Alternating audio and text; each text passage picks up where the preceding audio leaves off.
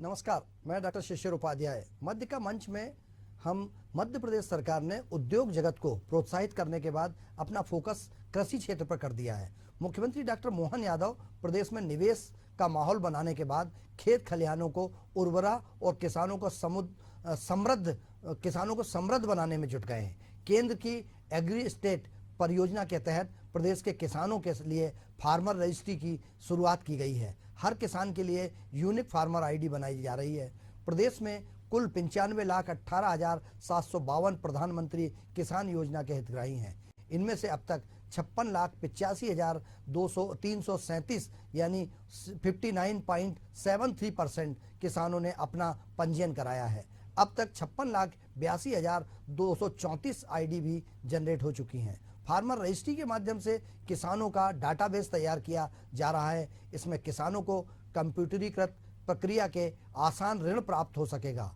अन्य योजनाओं के लिए भूमि, फसल एवं कृषकों की जानकारी का सत्यापन भी इलेक्ट्रॉनिक माध्यम से किया जा सकेगा।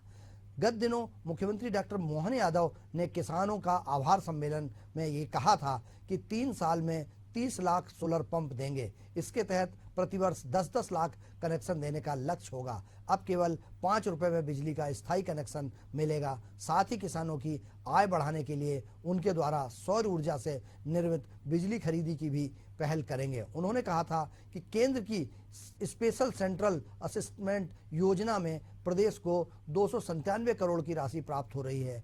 आइए इस पर चर्चा करने के पहले सुनते हैं कि मुख्यमंत्री डॉक्टर मोहन यादव ने क्या कहा है।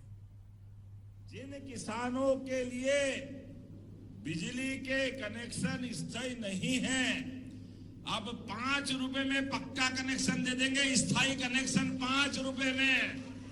आप तो आवेदन करो, मध्य क्षेत्र में तो अभी चालू कर देना, या हमारे प्रमुख सचिव बैठे नीरज मंडलोई जी, जो किसान बिजली का पक्का कनेक्शन मांगना, स्थायी कनेक्शन, उसको 5 रुपए में कनेक्शन देने की यहीं से घोषणा कर दे। हमारे सारे किसानों का भला करना है। 2700 रुपये प्रति क्विंटल एमएसपी पर गेहूं खरीदेंगे। हम उसके करीब पहुंचते जा रहे हैं। इस बार कैबिनेट ने निर्णय लिया है कि किसानों का गेहूं हम 2600 रुपये प्रति क्विंटल पर उपार्जन करेंगे। हमारे यहाँ धान 3-4 जिलों में बहुत अच्छी होती है, तो उनको भी 4000 प्रति माह प्रोत्साहन राशि।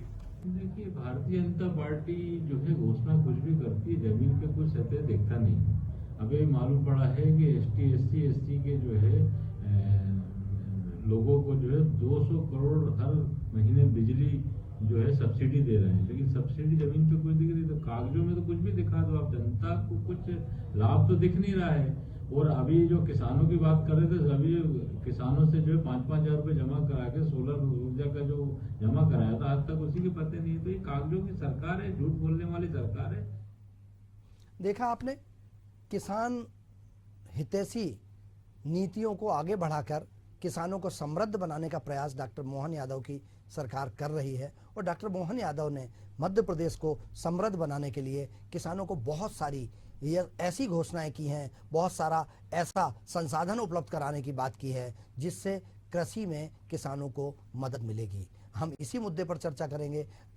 जी, हमारे साथ भारतीय जनता पार्टी के प्रवक्ता के रूप में डॉक्टर ब्रजेश पांडे जी जुड़े हैं। हम उनका बहुत बहुत स्वागत करते हैं। इसके साथ ही हमारे साथ राहुल राज जी कांग्रेस के प्रवक्ता हैं, वो भी जुड़े हैं। हम उनका बहुत बहुत स्वागत करते हैं। साथ ही हमारे साथ पत्रकार, समीक्षक, समालोचक कल्पना जी जुड़ी हैं। कल्पना शर्मा जी, आपका बहुत बहुत स्वागत है। और सबसे पहले शुरुआत हम बीजेपी के प्रवक्ता से करना चाहते हैं। डॉक्टर ब्रजेश पांडे जी, आपने अभी सुना मुख्यमंत्री डॉक्टर मोहन यादव ने ये कहा है, पूरे देश में किसानों के जो समृद्धि का अभियान चलाने की बात की जा रही थी, उसको मोहन यादव जी ने अपनी भाषा में शुरुआत की है और बिजली के कनेक्शन मुफ्त देने की बात की। 5 रुपए में स्थायी बिजली का कनेक्शन और सोलर, हर किसान के खेत में सोलर से जो इंजन दिए जा रहे हैं वो सौर ऊर्जा से चलेंगे। जी हाँ शिशिर जी, और बहुत ही अच्छे विषय पे आज आपने इस डिबेट को रखा, इसके लिए आपको कोशिश आ। देखिए, सबसे महत्वपूर्ण बात ये है कि मध्य प्रदेश की संवेदनशील सरकार, मोहन यादव जी की सरकार ने हर सेक्टर में, चाहे वो किसानों की बात हो, चाहे युवाओं की बात हो, चाहे समाज के हर वर्ग की बात हो, लिए कुछ न कुछ एक नया नवाचार किया है। और इस दिशा में जिस तरह से किसानों को लेकर के हमारी सरकार ने 5 रुपए बिजली का स्थायी कनेक्शन देने की घोषणा किया है, और उसका इम्प्लीमेंटेशन भी जो है वो मध्य क्षेत्र से शुरू हो रहा है। हम समझते हैं कि इससे प्रदेश के लाखों किसानों का जो है फायदा होना है, क्योंकि अभी तक क्या था कि 7,500 रुपए में बिजली का कनेक्शन मिलता था, सालाना इनका बिल आया करता था। और दूसरी बात जो आपने बात छेड़ी सोलर पंप को लेकर, जी तो 30 लाख सोलर पंप भी मध्य प्रदेश की संवेदनशील सरकार दे रही है। तो हम समझते हैं इससे क्या होगा कि जो हमारे फार्मर्स हैं, जो हमारे किसान हैं, जो अन्नदाता किसान हैं, जो इस समाज की नींव है, और इस देश की एग्रीकल्चर सेक्टर जो पिछले कांग्रेस की सरकार में पिछड़ा हुआ था, चाहे वो दिग्विजय सिंह की सरकार है, दिग्विजय सिंह की सरकार ने तो रिकॉर्ड ही काम कर दिया था। उनके समय तो बिजली होती ही थी, लोग बिजली के तार छू ले तो उसमें करंट ही नहीं आता था। तो इन सब चीजों से इधर और कमलनाथ की सरकार में भी कमोबेश यही हाल था, इन आपने सब देखा है। तो इन सब से हट करके मध्य प्रदेश में शिवराज जी की सरकार और मोहन यादव जी की सरकार, वो किसानों को लेकर के जो है वो पूरी निष्ठा शिद्दत के साथ लगी हुई है। और हम समझते हैं कि न सिर्फ इससे किसानों की, जिस तरह से अभी गेहूं की बात, धान की खरीदी की बात है, तो धान की खरीदी में अभी सरकार ने सोचा है कि धान का समर्थन मूल्य हम 4,000 रुपए करेंगे। ये भी सरकार की बड़ी बहुत अच्छा किसानों के साथ जो है जुड़ने का वो है, सशक्त माध्यम है। और जो गेहूं का समर्थन मूल्य था वो 2,600 रुपए किया जा रहा है। तो ये सब चीजें जो मध्य प्रदेश में सरकार कर रही है, भारतीय जनता पार्टी की सरकार, मोहन यादव जी की सरकार, ये मील का पत्थर साबित होगा और इसके दूरगामी परिणाम बड़े ही सार्थक। बिल्कुल पांडे जी, आपने जो बताया, हम चूंकि कांग्रेस के प्रवक्ता हैं और वो हमारे साथ जुड़ गए हैं राहुल राज जी। राहुल जी, आप मेरी आवाज सुन पा रहे हैं?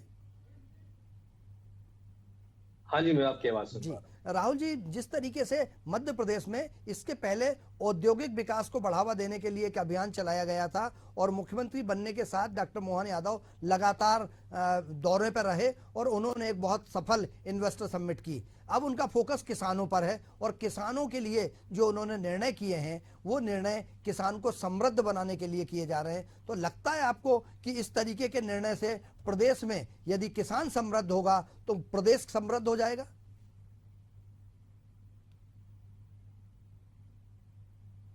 राहुल जी, देखिए, आपने कहा उन्होंने इन्वेस्टर समिट करी, तो कितने कृषि पर आधारित उद्योग लगे, जरा भारतीय जनता पार्टी के प्रवक्ता बताएं। जी बात किसानों की है तो मैं जानना चाहता हूं कि 2003 से लेकर आज तक आप सरकार में बैठे हैं, बीच में कमलनाथ जी की 15 महीने की सरकार को छोड़ दिया जाए तो कितने कृषि पर आधारित उद्योग लगे? बाकी उद्योग तो छोड़ दीजिए, कृषि पर आधारित उद्योग ही बता दीजिए। जी इन्वेस्टर समिट करने से शिशिर जी इन्वेस्टमेंट नहीं आता है, इन्वेस्टमेंट धरातल पे आना चाहिए। जी एक तरफ आप किसानों की जमीन ये बोल के ले लेते हैं कि हम उद्योगपति को जमीन दे रहे हैं क्योंकि भाई उद्योग लगेगा तो रोजगार आएगा। रोजगार का सृजन तो हुआ नहीं, उद्योग लगे नहीं, किसान का रोजगार छीन लिया, सोना। दूसरा, आपने कहा कि भाई इन सब चीजों से कितना किसानों को लाभ होगा, वो ये कर रहे हैं, ये कर, आपके प्रोमो। जी जी राहुल जी, शायद संपर्क कट रहा है, टेक्निकल टीम हमारी जब तक सुधारेगी। मैं कल्पना जी के पास आना चाहता हूं। कल्पना जी, आपने बात सुनी? जी हेलो जी शिशिर जी। जी जी राज जी, कल्पना जी एक मिनट, राज जी की बात पूरी हो रही है। जी हाँ, तो मैं ये पूछना चाहता हूँ कि 2700 रुपए क्विंटल गेहूं का जो वादा था, जी 31 रुपए क्विंटल धान का जो वादा था, उसके बारे में भाजपा क्या कर रही है? जी भाई आप किसानों को 5 साल लगा दो 2700 देने में, ये कौन सी बात होती है? जी अभी आप 2600 तक पहुंचे हैं। भाई 2023 में सरकार बनी, आपने धान पे 1 रुपया बोनस नहीं दिया। 2024 के धान के सीजन में 1 रुपया बोनस नहीं दिया। अब 2025 में आके आप अभी 2,000 रुपए हेक्टेयर कहते हो, अब 4,000 रुपए हेक्टेयर कह रहे हो। 4,000 रुपए हेक्टेयर का मतलब होता है शिशिर जी कि 1 हेक्टेयर में औसत उत्पादन 40 कुंटल होता है। अगर मैं 40 कुंटल के हिसाब से देखूं तो 1 कुंटल पे केवल 100 रुपए का बोनस मिल रहा है। धान का समर्थन 2,300 रुपए है, ए ग्रेड का 2,320 है। 3100 और 2,300 में 800 का डिफरेंस होता है जो इनने वादा किया। उसमें 100 रुपए का बोनस दे भी देंगे, जो कि अभी दिया नहीं है, क्योंकि देने की बात तो ये 2023 से कर रहे हैं। तो 100 रुपए देने के बाद भी मुझे 700 रुपए का घाटा है। यानी 40 में अगर मैं 700 का गुणा करूं तो मुझे 28,000 रुपए का घाटा है। 28,000 रुपए आपके वादा अनुसार आप मेरे चुरा रहे हो। और 4,000 रुपया देके आप सीएम हाउस में कार्यक्रम करके ढोल नगाड़े बजवा रहे हो कि वाह जी वाह किसान का कल्याण हो गया। तो ये दोहरी राजनीति क्यों है? आंकड़ों की बात काले बाजारी में किसानों को क्यों फंसा रहे हो? मैं तो ब्रजेश जी बैठे हैं, उनसे पूछ लेता हूँ, वो साफ साफ शब्दों में मध्य प्रदेश के किसानों को बता दें कि जो गणित मैंने दिया है वो गणित गलत है या सही है। जी भाई आप किसान से जो वादा करते हो उसे निभाओ ना। उद्योग लगा नहीं रहे आप, कृषि पे आधारित रोजगार का सृजन हो नहीं रहा जी, और किसानों से जो वादा किया उसे निभा नहीं रहा। और दूसरी बात, जब 6,000 रुपए क्विंटल मध्य प्रदेश का किसान सोयाबीन के भाव मांग रहा था तब आपसे वो नहीं दिया गया जी।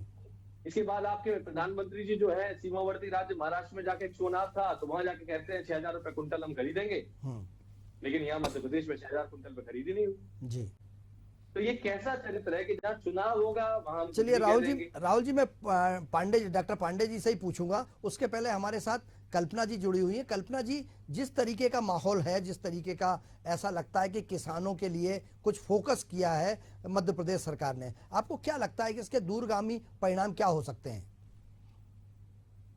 बिल्कुल शिशिर जी, इसमें कोई शक नहीं, कार्य किया जा रहा है। देखिए, अगर धरातल पे देखा जाए बहुत सारी ऐसी चीजें, स्कीम्स हैं जो किसानों के हित में लाई गई, लेकिन उन सारे विषयों को भी इग्नोर नहीं किया जा सकता। जिस तरह से इस बार लाइन लगी और खाद की किल्लत किसानों ने उठाई, किस तरह से मारामारी हुई, वो किसी से छिपा नहीं। लेकिन इसके साथ अगर देखा जाए कार्य जिस तरह से हो रहे हैं, किसान जब अपने खेतों में खुद कीटनाशक डालता था तो बहुत सारी बीमारियां उनको होती थी। अब ड्रोन के माध्यम से उसको करने की एक टेक्निक लाने की बात की गई है। बहुत सारे ऐसे छोटे छोटे प्रयास है जिसपे कार्य किया जा रहा है। सोलर की बात की जा रही है। देखिए, आंकड़ों के खेल में अगर उलझा जाए तो इससे इनकार नहीं किया जा सकता कि सरकार हमेशा घुमाव फिराव वाले बातें करती है ताकि जनता को भ्रमित किया जा सके, लेकिन इससे इनकार नहीं किया जा सकता कुछ ऐसे काम है जो सरकार बहुत दूरदर्शी नीति के तहत करने का प्रयास कर रही है। शायद उसके दूरगामी जो परिणाम हो वो बहुत अच्छे निकल करके आए। आज देखिए, किसान खुद जानता है कि वो खुले में खेती करता है,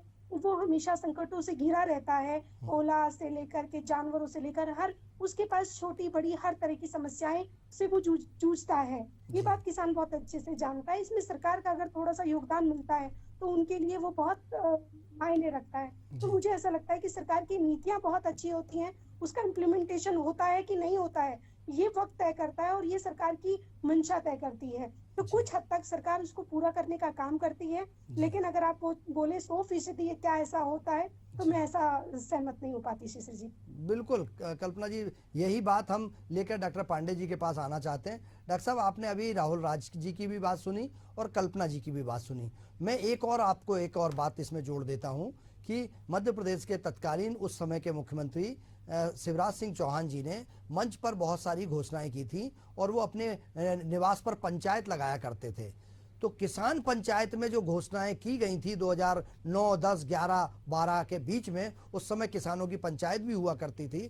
तो उस महापंचायत में, लेकिन उसका आज तक नौकरशाही की वजह से आज तक उसका पालन नहीं हो पाया था। तो आपको लगता है कि माननीय मुख्यमंत्री, मध्य प्रदेश भाजपा सरकार की मंशा अच्छी हो सकती है, लेकिन कहीं ना कहीं उसका पालन में नौकरशाही रोड़ा बन जाती है?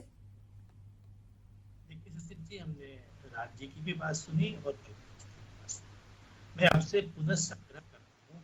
विकास जो होता है वो 1-2 दिन की बात नहीं होती, विकास सतत प्रक्रिया होती है। क्रमशः विकास गुणोत्तर वृद्धि करता है। और हम अपने काबिल मित्र से कहना चाह रहे हैं कि दिग्विजय सिंह जी का वो दौर भी लोगों को अच्छी तरीके से याद है कि जब दिग्विजय सिंह जी ने धार जिले में 2 रुपए का चेक दिया था किसानों को। आज हमारी सरकार, अगर आपने कहा 2700 रुपए की बात किया था गेहूं के समर्थन मूल्य में, हम 2600 रुपए पहुंच के क्रमशः आती कहना, आपने खुद गाइड दिखाई 2700 भी पहुंचेंगे। हम धीरे धीरे विकास की रफ्तार पकड़, कल्पना जी ने ठीक कहा। दूसरी बात यह कि सबसे महत्वपूर्ण बात यह है कि जब दिग्विजय सिंह जी की सरकार थी तो हमने तो RVC 6 पे 4 किया और इसमें संशोधन किया, जो किसानों के रकबे वगैरह को लेकर के जो इन पुस्तिका में दिक्कतें आ रही थी उसमें भी मध्य प्रदेश दूरदर्शन संहिता में भी बदलाव किए गए समय समय पर। सबसे महत्वपूर्ण बात यह है कि आज किसी भी पार्टी को, किसी भी दल को मानस में लिखी तुलसीदास जी की इस चौपाई का भी ध्यान रखना चाहिए कि तुलसी मेरे राम को रीछ भयो न खींच और भौम पड़ा जागे सभी उल्टा सीधा बीच। तो किसानों के मुद्दे पर तो कम से कम राजनीति नहीं करना चाहिए कांग्रेस को, क्योंकि जब धरती माता में आप कोई बीज डालते हैं और वो अंकुरित होता है तो वो सभी मनुष्यों के भरण पोषण का माध्यम बनता है। और अगर हम नगरों में पेयजल को कल्पना जी आ रहे हैं आपके पास, खेतों के पानी को लेकर के, उद्योगों को लेकर के जी अगर हम इस दिशा में काम कर रहे हैं, जी जरा इस दौर को भी राहुल राज जी को बताना चाहिए कि सिंहस्थ मेले में विधानसभा में ऑन द रिकॉर्ड बता रहे हैं, आप उस समय विधानसभा कवर किया करते थे, मैं अच्छे से जानता हूँ जी। सिंहस्थ मेले में भारतीय जनता पार्टी ने से सवाल पूछा था कि माननीय दिग्विजय सिंह जी क्या बता सकते हैं कि सिंहस्थ मेले के लिए जो है आप सिंहस्थ मेले में लोगों के लिए जो है साधु संत रहेंगे और भी जो लोग आएंगे तो उनके लिए आप क्या व्यवस्था करेंगे। तो दिग्विजय सिंह जी ने कहा चूंकि सिप्रा की ऊंचाई ज्यादा है और माँ नर्मदा जो है वो नीचे है, हमारी सरकार ने आते ही ये सारी की सारी जो नर्मदा सिप्रा लिंक थी वो बनाया और ये सारी समस्याएं दूर किया। तो किसानों को लेकर के हर सेक्टर में जिस तरह से भारतीय जनता पार्टी की सरकार ने हम समूचे मध्य प्रदेश समूचे राष्ट्र में कार्य किया है, ये अनुकरणीय है और उत्कृष्टता का अनुपम पैमाना है। जहां अच्छाई हो उसको एक्सेप्ट करना चाहिए। किसानों के मुद्दे पर राजनीति कांग्रेस पार्टी को शोभा नहीं देती, क्योंकि लोगों ने वो भी देखा किस तरह से गोली कांड हुआ था, किस तरह की किसानों के साथ बर्बरतापूर्वक लाठीचार्ज हुआ था दिग्विजय सिंह के टाइम पे। कमलनाथ जी लंबी चौड़ी बातें आ रहे हैं आप राहुल जी, आपके पास आ रहा हूँ मैं। पांडे जी, कमलनाथ जी बड़ी लंबी चौड़ी बातें करते थे, बस खत्म कर रहा हूँ। कमलनाथ जी बड़ी लंबी चौड़ी बातें करते थे किसानों को लेकर, लेकिन 18 महीने के शासन काल में कमलनाथ जी ने ऐसी कुछ भी अपने पूरे जो उनके मैनिफेस्टो में था उसकी 5 घोषणाएं भी लागू नहीं कर पाए जो बता सके कि ये हमारा मापदंड था, ये हमारा पैरामीटर्स था और हमने जनता के साथ किए गए वादों के साथ जो है उसके साथ गए। इसलिए कांग्रेस बोले तो बोले, चलनी क्या बोले, जिसके 32 सोचे थे कांग्रेस को इस तरह की बातें नर्गल ब्लॉक। चलिए कल्पना जी, आप कुछ कहना चाह रही थी, फिर मैं राहुल राज जी के पास आऊंगा। क्या आपको लगता है कल्पना जी कि ये 2003 के पहले का लगभग 22 साल के आसपास सरकार को हो गया है, 21 साल हो चुके हैं सरकार को, भाजपा की सरकार है, लेकिन कब तक ये लोग दिग्विजय सिंह का रोना रोएंगे? क्या इनकी 20 साल 25 साल की कोई जिम्मेदारी नहीं है? और जिस तरीके से अभी एक मौका राहुल राज जी ने और दे दिया भाजपा को 15 महीने कमलनाथ का, तो हो सकता है अब आगे 25 साल तक कमलनाथ जी की सरकार को दोषी बताया जाए कि अगर प्रदेश का ये हालत है तो कमलनाथ दोषी हैं। क्या लगता है कि राजनीति दोनों दल करते हैं? क्योंकि अगर इन्होंने बैतूल में गोलियां चलाई थी तो अभी मंदसौर में कुछ साल पहले आपको याद होगा कुछ किसानों की मौत हुई थी, गोलियां चली थी। सरकार सब है, किसान उनके लिए क्या वोटों की खदान है?